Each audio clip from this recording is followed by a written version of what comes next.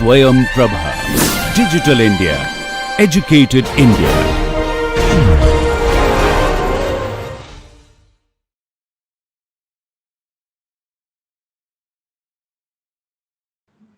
Just in the previous slide, we discussed about the maximum rainfall, because normal rainfall or a rainfall depth less than the designed rainfall depth is always safe. But once we design a structure for a given rainfall of X centimeter and probability or the return period of 50 years, if that rainfall is more than that, what will happen? Normally disaster. Then we should be very careful in selecting the return period. For larger and larger structure, we select larger and larger return periods. That means the rainfall intensity will be more and more. Whatever the maximum rainfall we have selected, that is only based on my observed rainfall. Maybe 100 years I have observed the rainfall in a station. If I select the maximum of this 100 years, we can say that that is the maximum intensity for 100 years return period. No. There is another rainfall which is called as probable maximum precipitation. Probable maximum precipitation is physically possible rainfall intensity for a given duration over a station, right? That means physically possible. Physically possible means normally there is a method to estimate this probable maximum precipitation, all linear methods. What we do, every year I select the maximum rainfall. Suppose I said 100 years I have observed daily rainfall. Then select the maximum in every year. Take the average and standard deviation, use a constant, find out what is the probable maximum precipitation.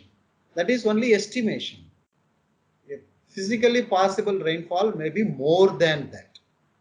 Right? I will give you a good example. In Mumbai, right, we will see how to estimate this. In Mumbai, let us take that this is the rainfall maximum intensity in each year from 1976 to 2005. I stopped it at here, even though it is 15 years back.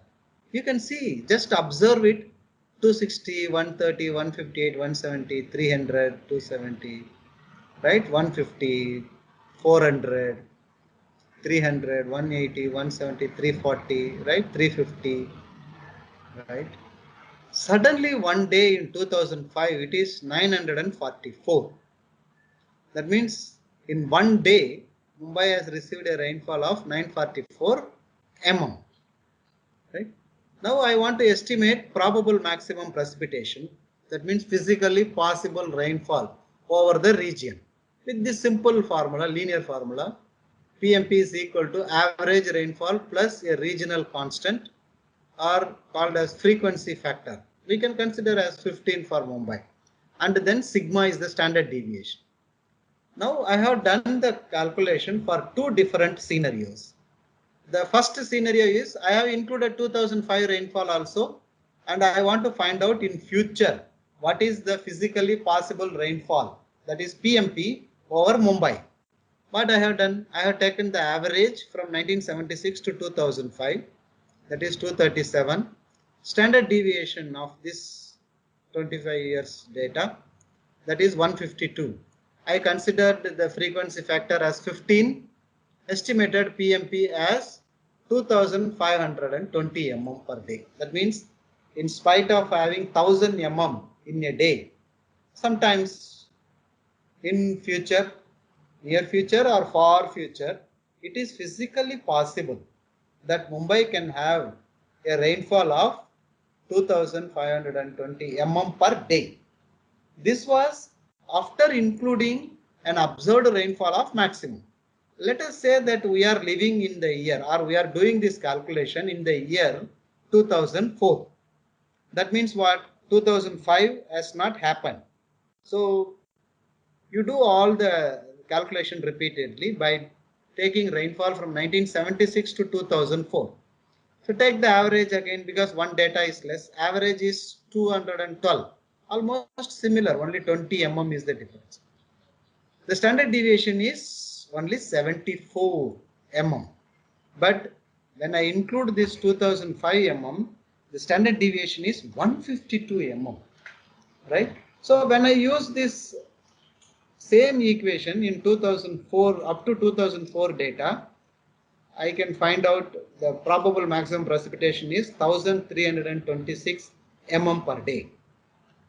As an hydrologist, when if somebody might have asked in 2004, see, every year we are getting 300, 400 mm as the maximum rainfall in a day, in a year. What could be a maximum possible rainfall?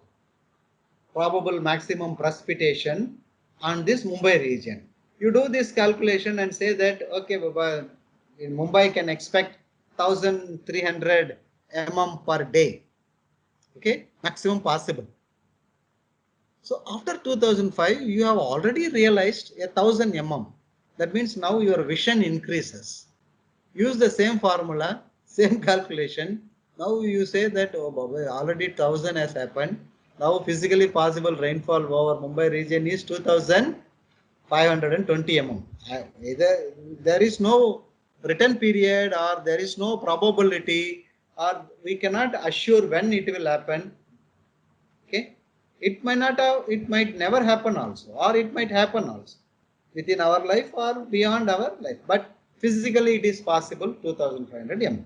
This is called PMP, right? Why PMP is very famous? Because when our measurement program develops, it was expanded throughout the country, right? The rainfall data in India, the measurement started in 18th century, sometimes even older also. The first ever recorded rainfall is at Kolkata in 1784, same period. That means first rain gauge station was in Kolkata, 1784. The second is at Chennai, 1792. And in Mumbai, it was 1823. And Simla, it was 1840. Right? Simla, both rainfall as well as snow. And after this, right, there were several rain gauge stations established, and a separate department has been established during British period, that is called as India Meteorological Department. Please never do a mistake of writing this as Indian Meteorological Department. Okay, India Meteorological Department is the department which establishes rain gauge stations as per the standards and maintain it. Right? The maintain means measure the rain gauge stations. Okay, rainfall. It was established in 1875, and IMD nowadays, I think everybody knows, you can go to their website. The IMD is located in Pune, and they develop this plots of daily rainfall, maximum rainfall, monsoon rainfall. Now they have gone much beyond, including the climate change, when monsoon will arrive, there is a cyclone, how to track the cyclone. So India Meteorological Department has become a very big department. Okay, okay, and this is the current research going on in this topic of precipitation. The first one is, still people are estimating what should be the optimum number of rain gauge stations, because the cost of a rain gauge station is very small when compared to the maintenance cost for next 100 years or 200 years, right? Okay. And then people are developing nowadays interactive software for precipitation analysis. You can also write those, if anyone is interested to write a visual basic or interactive software with graphical user interface. I will, because every rain gauge station measures only the rainfall and its intensity. So you have to convert that into a graphical chart, into a numerical value, and then do all analysis, consistency test, finding the average rainfall. Right? Possible you can do it as a BTP or something else. Then estimation and derivation of IDF curves with limited rainfall. Especially we need large rainfall to draw these isopluvial lines. If that one is not available, how to derive this idea of curves. Okay, then probable maximum precipitation estimation, local, regional, and global hydrological parameter estimation. These are all the topics. Climate change. That means how in long terms the rainfall is varying, the temperature is varying, due to what purpose. All these things are the current research in this topic of precipitation. Okay. Okay. So welcome back to this class of CE401. Last class we have seen that let us fall on the earth, right, to nourish this earth. But what happens when we fall on this earth from sky as a rainfall, right? There are so many losses. Let us like this, when the raindrops falls from the sky to the earth, depending upon the place where it falls, sometimes it may reach the earth or sometimes it may not reach the earth. For example, first it falls on the trees. That means the rainfall is intercepted. Not all quantity, it depends upon the intensity of rainfall. If the intensity of rainfall is very small, then all the rain falls on these tree leaves and they are intercepted. So that raindrops will never reach the rainfall. Not all the area covered by trees.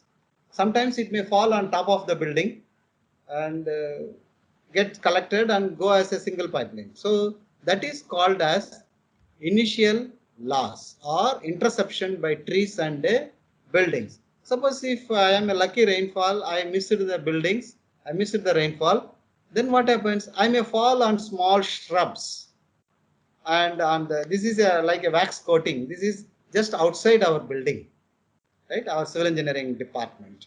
The previous one, you can see that this is outside our department. This is a mechanical engineering department building, right? And this is in our garden, civil department garden. That means when I miss as a rainfall trees and buildings, I can fall on the shrub and never reach the earth surface. What happens when I fall on this? If the intensity is very less, it will never reach the ground and then it evaporates back to the atmosphere without reaching the earth surface. That is called as interception by shrubs. Or sometimes if I miss the shrubs, if it is a grass covered area, I will fall on the grass, then I will not touch the earth surface. So I will stay on the earth on this grass leaf and then go back into the atmosphere as evaporated water. Sometimes I may fall on a very hard surface like this roads or a small hard rock, right, where I never go into the soil. I will just stay there, no useful even to the plants. I will get eventually evaporated. That is called as depression storage. Suppose if this depression storage is permeable, permeable means I can percolate, I can infiltrate, then that is called as pits or small depressions. So altogether, this is a depression which where water gets stored. Altogether, all these things are called as initial loss. That means the volume of water which is intercepted by the plants and by the small pits is called as initial loss. But we cannot say this as a loss. For example, the intercepted water, the water which is intercepted by the tree, right, caught by vegetation, it depends upon various factors like age of the tree, the canopy cover or the green cover of the tree or plant, the leaf area and the leaf position, arrangement of leaf, right? The plant arranges its leaves such that each and every leaf is exposed to sunshine hours so that it can produce starch. Arrangement of leaves and then the smoothness of this plant. For example, if you take a banyan tree leaf, right, next time you observe it, in one side it is like a wax coated tree where not even a water can stay on this drop of water. Or you take a teak plantation leaf which is 5 times 6 times larger than the banyan tree, but the surface is very rough. That means huge quantity of water can be stored as a layer in teakwood leaf. Younger the tree leaves, larger will be the area of this teakwood. Then what happens to these water molecules? As the intensity of rainfall goes on increasing, after certain quantity it cannot hold, right? The leaf has to bend towards the earth and then water starts falling down like a rain. Even after rain stops, sometimes you can feel the drops of water falling from that leaves, and that is called as through fall. Okay, that means the rain which is happening even after the stopping of the rainfall falling from the leaves. Sometimes what happens, if the rainfall is very huge and the tree is very large, these leaves will send that water through the stem to reach the ground. That is called as stem flow. Okay, these are all the two small processes. That is what I said. The water which is caught by these trees and goes through the stem flow enters into the earth and becomes the soil moisture, very useful for that plant. And then how can I say that it is a loss? That is why hydrologists always call this as abstraction. That means it is not a loss. It is loss in terms of human being, because it is not going to reach my reservoir. It is lost, but actually it is not a loss. That is the input for some other beautiful subjects like forest engineering. I don't know how many of you want to go for IFS, Indian Forest Service. There you will study about this abstraction, because nobody waters the plants in the forest, right? How they store this water, and nobody cleans, like in IIT, every day our person comes and cleans below the tree, hostel, everywhere, takes away the leaves. But in forest, nothing happens. Then nature says that these leaves which falls below the trees all over the forest, over the period of time, they are converted into a type of soil called as peat soil, PEAT soil, peat soil. What is the property of this soil? This soil can hold as much as possible moisture, and that moisture is sufficient for the forest plant to take for the next monsoon period, up to next monsoon period. So abstraction is very important for other. But as an hydrologist, water resources engineer, municipal water resource engineer, it is not reaching my reservoir, and I call that as a loss. Evaporation is nothing but it's a continuous exchange of liquid from liquid state to gaseous state at free surface below the boiling point. See, when you boil your water, right, there also the water moves from liquid state to gaseous state. But that is not evaporation. We call that as steaming. Here in evaporation process, due to exchange of energy, due to exchange of heat, due to difference in the vapor pressure, the water molecules is converting it from liquid state to gaseous state. That is why in general the evaporation process is called as the process in which liquid moves from liquid state to gaseous state without reaching the boiling point. Okay. As usual, all meteorological parameters, all hydrological processes are expressed in mm per day. Okay, but this evaporation depends upon various other meteorological parameters like temperature, wind speed, atmospheric pressure, quality of water, right, vapor pressure, heat exchange in water bodies. Let us see one by one. The first and foremost factor which governs our evaporation is the vapor pressure. Vapor pressure is nothing but the moisture in the atmosphere. If the moisture in the atmosphere just above the water body is 100%, that means each and every molecule of the air is with water molecule, then evaporation will not take place. In real life, actually this water vapor pressure of the atmosphere will be much less than the water vapor pressure at water surface. right? When there is a difference between these two parameters, which is called as vapor pressure deficit, then evaporation process takes place. And this was observed by Dalton in 1802, and he derived this law called as Dalton's law of evaporation. Dalton's law of evaporation says that evaporation loss is directly proportional to vapor pressure deficit.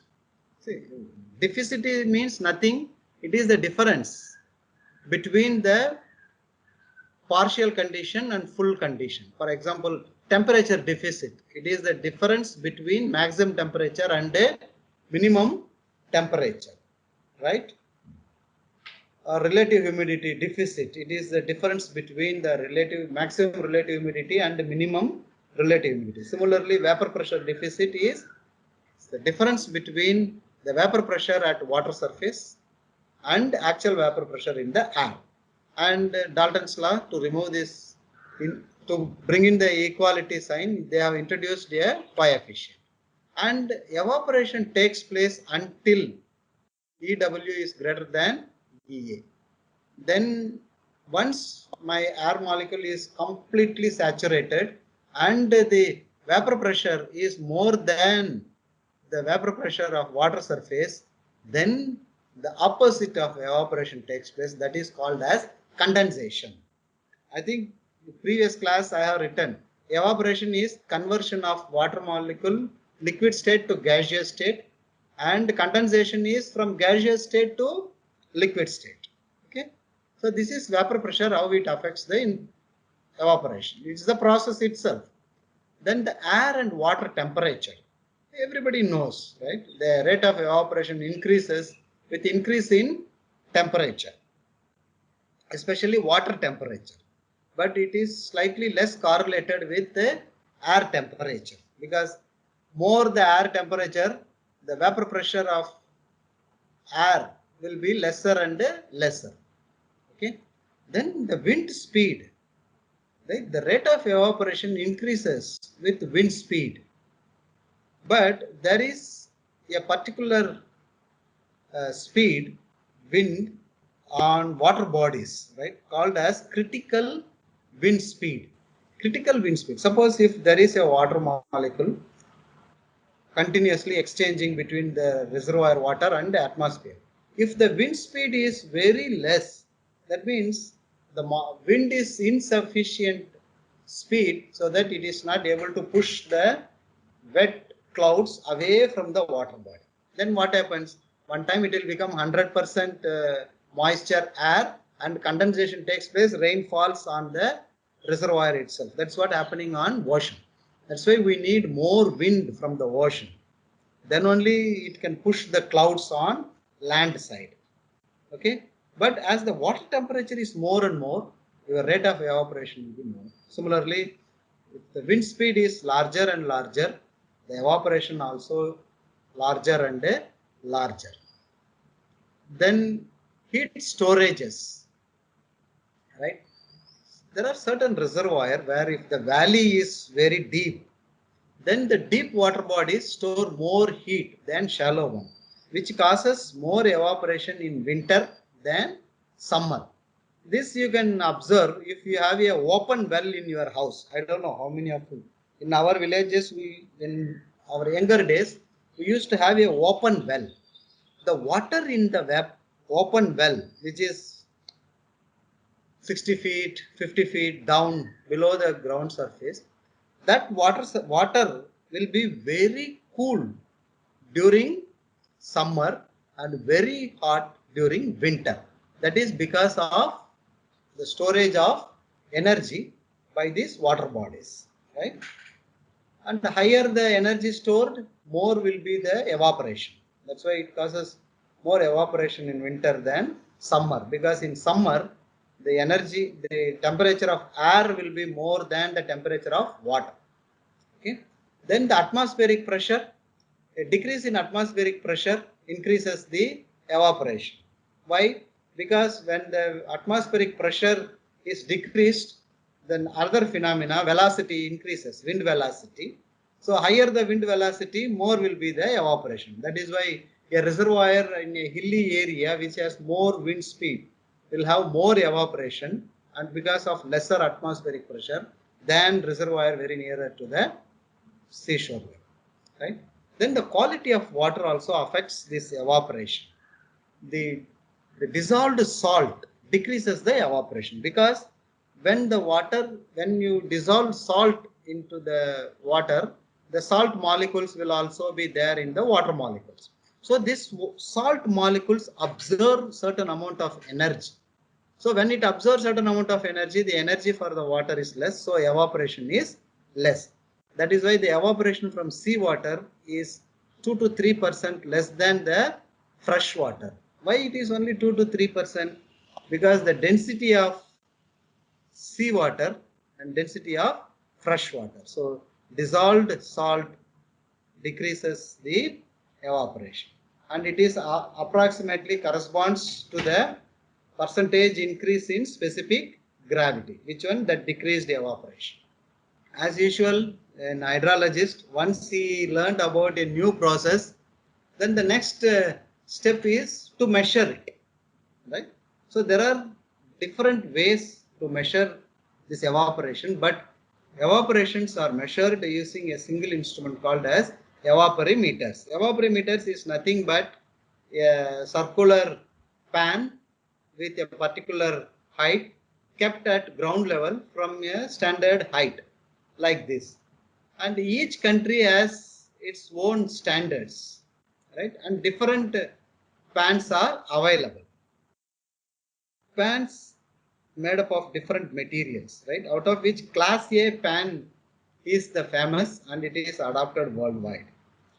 For India, we have ISI standard pan. This is same as Class A pan with a slight modification.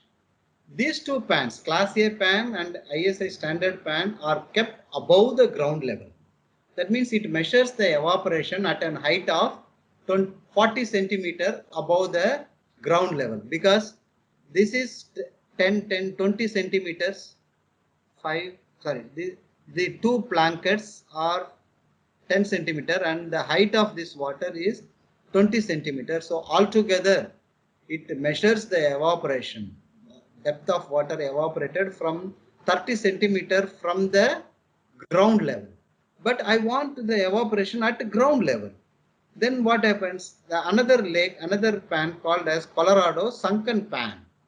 That means this is and it is sunken in the ground level, right? Sunken below the ground, and the water level is poured until the ground level outside, and this is called Colorado sunken pan. And also one more, people say that evaporation takes place only from water bodies, but you are measuring at ground level, either above the ground or exactly on the ground. What will be the evaporation at water body? Then we have this US Geological Survey floating pan. So this pan will be floating on the water. The water level inside the pan and outside the pan is same.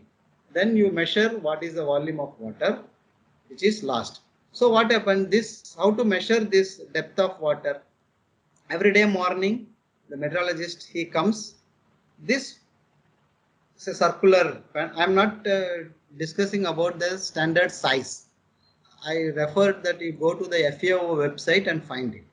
Here the diameter of this, our Class A pan, is 120.7 centimeters, and it is a circular pan with an height of 25 centimeters. But water will be poured only up to 20 centimeter, and there is a stilling well. Stilling well means a small circle which the water level inside and outside is same. There is a hole at the bottom. So you used to measure only how much depth is lost here, okay, every day. Otherwise, the other way of measuring is, now up to this 20 centimeter, and this pan is kept at two wooden blankets of 5 centimeter depth each. That means totally 10 centimeter, like the third figure. So every day morning 8:30 you come, and you might have seen because of yesterday temperature, there is a reduction in the water level from 20 centimeter.